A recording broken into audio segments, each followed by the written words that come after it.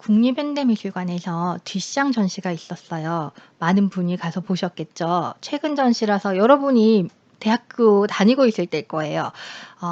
일반인들도 워낙 많이 본 전시라서 여러분 또한 미술대학 다니는 사람들이면 당연히 한 번씩 가봤을 것 같은데 호기심에서라도 네, 이 마르셀 듀샹 이 전시입니다.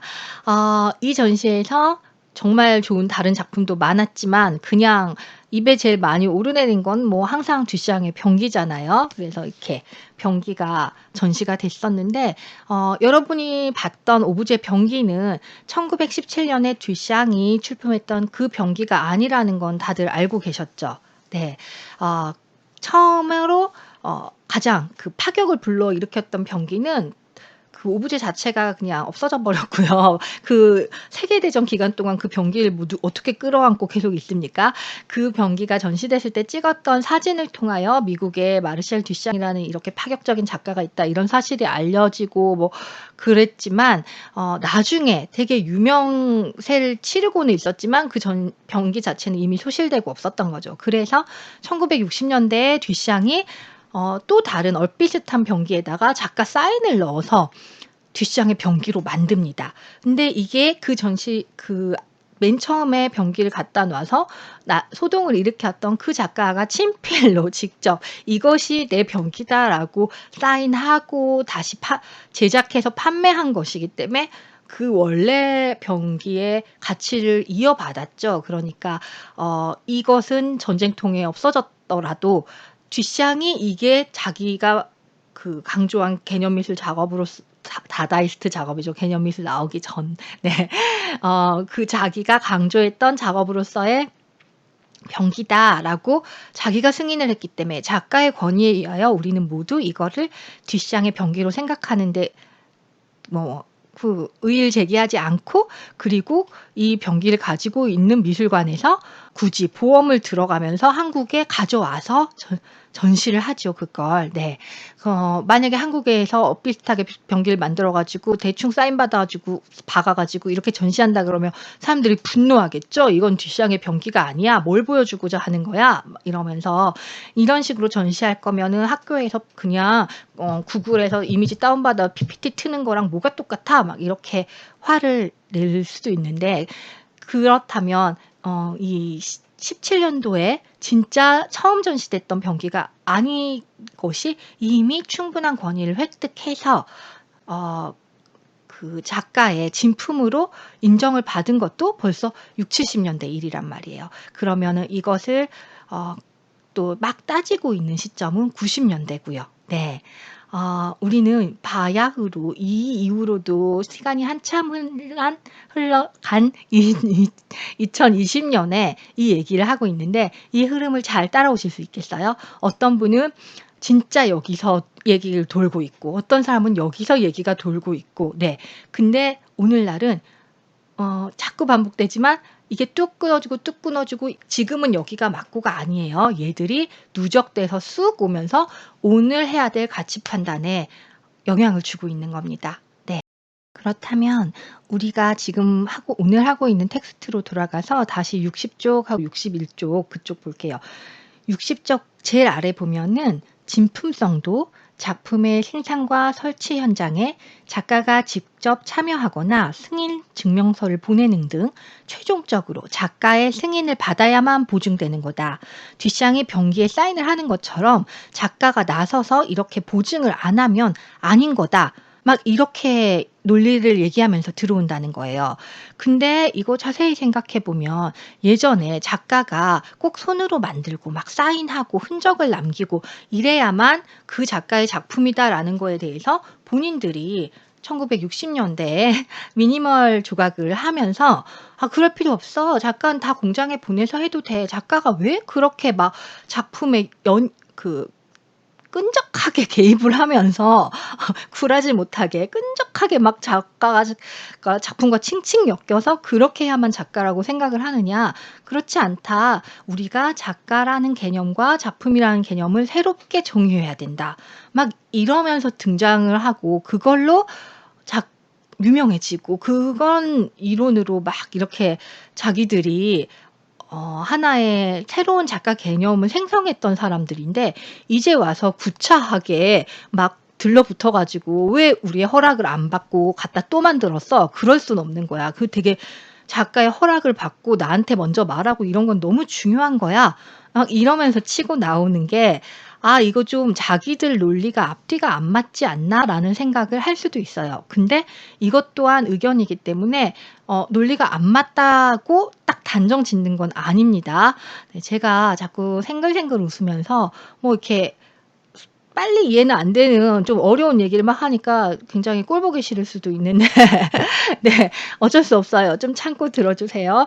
이해를 해야만 되는 부분이니까 61쪽 첫 번째 단락 보면 안드레와 저드는 같은 제품을 반복적으로 생산하는 산업 제작 방식을 도입했잖아요. 네.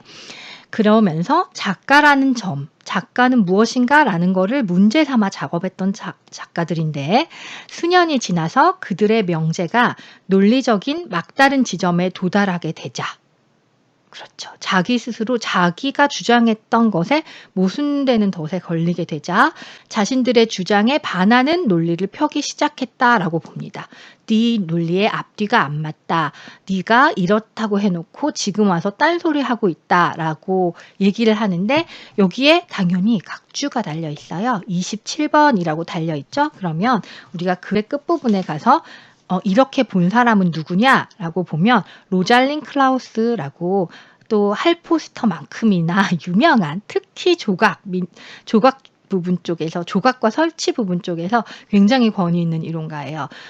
이 사람이 지적을 한 내용입니다. "내가 보기에 옛날 미니멀 아티스트들이 지금 이것을 재생산했다."라고 막 따지고 구는 거는 자기들 논리에 모순이 있고 안 맞다. 내가 보기에는 이 사람들 막다른 논리의 지점에 몰렸다라고 딱 판단을 한 거죠. 로잘린 클라우스는. 네. 그러나 모든 사람이 다 로잘린 클라우스처럼 생각할 필요는 없어요. 네. "아니다. 칼 안드레와 도널드 저드가 아직도 충분히 명분이 있다."라고 이 사람들을 계속 지지하는 입장을 해줄 수도 있습니다. 아니면 "이 사람들 논리는 앞뒤가 막혔다."라고 볼 수도 있는 거죠. 네. 여러분 좀 전과 지금 입장에 변동이 있으신가요? 변동이 있어도 좋고 없어도 좋지만 같은 입지에 있다 치더라도 최소한 아까보다는 좀 내가 더 이 상황에 대해서 자기 주장을 조금 더 사례나 설명을 잘하면서 얘기를 할 수 있기를 저는 기대하고요. 이것을 이번 주에 과제로 내보도는 무서운 행동을 하겠습니다. 이제는 좀 몇 번 수업 들었으니까 뭔가 좀 공부를 한 과제를 좀 할 때가 오지 않았어요? 네. 진짜 밉겠다 이렇게 계속. 네. 이 1번 이 사례를 해도 좋고요. 2번 사례도 소개를 해 드리겠습니다. 네. 최소한 선택지가 A와 B는 있는 것처럼 보여 드릴게요. 2 번은 2번 사례는 바로 다음에 나와요. 각주 27번 뒤를 보면 "그 반면에" 라면서 자 우리 도널드 저드와 칼 안드레 같은 경우는 원래부터 작업을 할 때 자기 손 전혀 안 타게 공장에다 맡겨서 작업하는 스타일 사람들이 이런 어려운 문제에 봉착을 해 있을 때 그러면 그런 사람들만 어떤 개념상의 문제에 봉착을 했습니까? 아닙니다. 정말 손을 많이 써서 하는 사람들 역시도 작가란 무엇이고 미술이란 무엇인가가 애매해지는 상황에서 특히 미술사적으로 옛날에 의미가 있던 작업을 재생산하는 과정에서 똑같은 난관에 봉착한다는 거죠. 이번에 예로 나오는 작가는 페이스 와일딩이라는 여성 작가인데요. 도널드 저드나 칼 안드레에 비해서는 명성이 그렇게 유명도는 좀 떨어지는 작가입니다. 그러니까 우리가 아직도 미술사가 남성 위주로 많이 되어 있습니다. 그나마 현대 이전에는 여성 작가가 거의 없었다가 현대에는 여성 작가 좀 많아지고는 있으나 아직까지도 좀 네.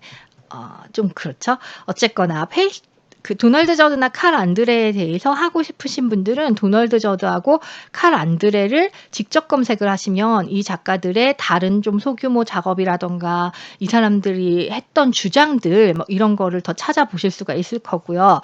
페이스 와일딩 같은 경우는 페이스 와일딩으로 검색을 하는 것보다는 1970년대 페미니스트 미술의 맥락으로 보셔야 그냥 그렇게 넓게 보셔서 접근하는 게 더 나을 것 같습니다. 개인을 검색해서 들어가기면은 항상 자료가 없는데요. 이런 소리가 나올 것이 충분히 예상이 되는 작가니까. 네. 자, 페이스 와일딩 같은 경우는 무슨 일이 있었는지 61쪽을 보면 일단 1972년도에 자신이 로스앤젤레스의 여인의 집 프로젝트라는 데에서 방 크기 정도의 설치 작업을 했어요. 이 장소 특정적인 작업의 이름은 자궁의 방이라는 작업이었습니다. 그래서 이것은 노동이 엄청 들어간 노동 집약적인 작업이었어요. 이 작업은 아주 오랜 시간 동안 신체 노동을 많이 해가지고 만들 수밖에 없는 작업이었던 거죠. 그리고 이것은 어떤 프로젝트 안에 있었어요. 여인의 집이라는 프로젝트에서 이 장소를 페이스 와일딩 작가한테 이 방을 설치로 채워보세요 했더니 자기가 정말 시간과 노력을 막 들여가지고 그 방에다가 설치를 했던 거예요. 근데 그것은 이제 기록으로만 남아있고 이제 철수가 됐죠. 근데 이것을 1995년 브롱크스 미술관에서 페미니즘 역사를 다루는 전시를 하면서 다시 하자고 제안이 들어왔던 거예요. 예. 90년대는 여성 그리고 유색인종에 대한 전시가 유난히 많았던 때입니다.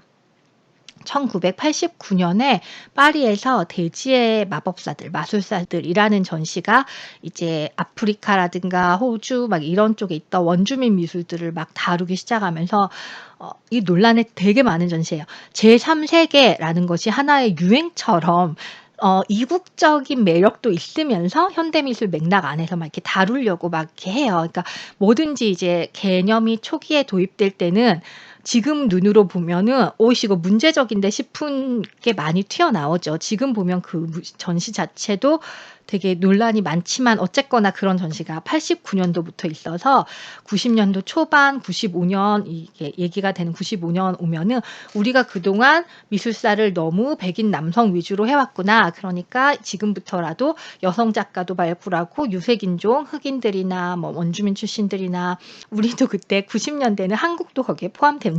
네, 이런 사람들을 더 전시해야겠다라는 그런 정치적인 맥락에 기반한 생각이 머리에 되게 많을 때예요. 그러니까 미술관도 기왕이면 이제 너무 유명한 맨날 했던 사람 하지 말고 그런 사람들을 전시해보자라는 맥락에서 70년대부터 뭐 그 전부터 꾸준히 해오던 페미니즘의 미술의 역사는 있지만 전엔 더 뭐랄까 지원을 못 받고 자기들 힘으로 좀 더 어렵게 했다면 90년대에는 좀 미술관 관공서나 이런 큰 규모 있는 제도권에서 후원해줄 그런 기미를 많이 보입니다. 그래서 70년대에 있었던 이 역사적인 전시를 다시 여기다가 설치를 해주십시오라고 제안을 했던 거죠.